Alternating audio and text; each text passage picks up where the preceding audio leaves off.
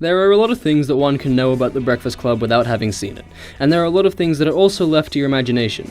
The culture surrounding this film is part of the reason that I enjoyed it so much. It's a classic film, but it's not one that has the details of its story spoiled every time somebody brings it up. I'm glad I went into this film with no expectation because I loved it.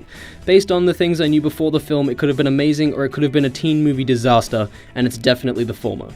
It's not some technical masterpiece, but it's a comedy that earns its heartfelt moments with great writing and brilliant and subtle character development. I saw this movie with a few friends, and one of them said to me afterwards, "I couldn't tell you what it was about, but it was amazing." And this is because The Breakfast Club's plot is very simplistic, and it's not even really a story. It's a backdrop to an incredible character study. One with very similar themes to American Beauty. I have to say that both of these movies would be two of my personal favorites.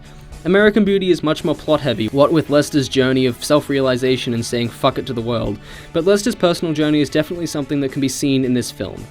The characters in this film start as one person and leave as another. Despite serving as a comedy, the film earns a very heartfelt and emotional scene towards the end of the film, where the five main characters discuss their friendship and how it would fit in with their normal lives, given that all five had never met or interacted before.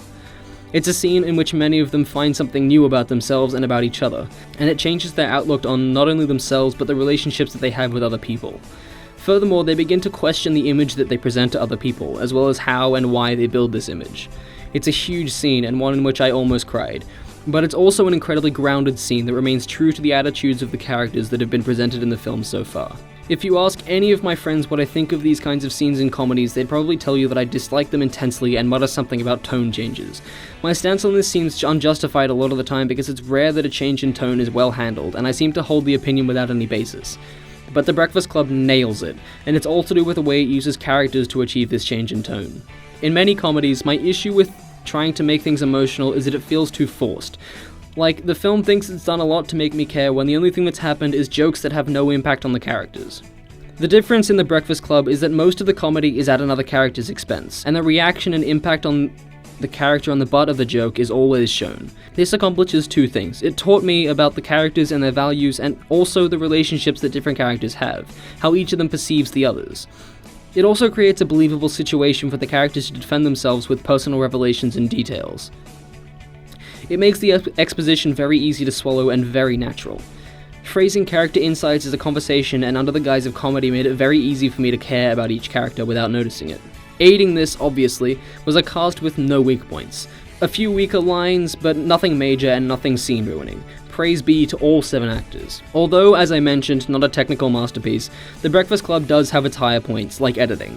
I mentioned that the impact that different jokes have on different characters is shown every time it occurs, and it's because the film cuts to each character rather than remain on the one telling the joke. In the beginning, where the teacher is still a problem that threatens the main 5 characters, the audience isn't simply provided with a teacher that reacts to everything to remind them that he's an issue, rather a simple hallway shot. It's a reminder without the associated time consumption. It keeps the film moving. Other visuals are less impressive, but then they're not bad. The cinematography is good looking, but it's nothing special or tonally important. I feel like I'm gonna run into some trouble in the future about my opinion on silence, but nonetheless, it's appropriate for the setting in this movie, and it's no issue for me. Although having said all that, I don't think anyone has actually seen enough of these reviews to know my stance on silence in the first place. The soundtrack is another aspect where this movie excels. From the famous use of Don't You Forget About Me to Dream Montage in the most boring hours of detention, The Breakfast Club knows how to use music to set a scene. There's something in the style of music used in The Breakfast Club that makes it natural. I don't know if it's the nostalgic nature of 80s music, but it feels like the music of the age and of the film. Anyway, who knew John Hughes would be a director of 2 of my favorite films, The Breakfast Club and Ferris Bueller's Day Off? And actually, that would make a really great double feature. Watch them both in a row, that'd be really cool.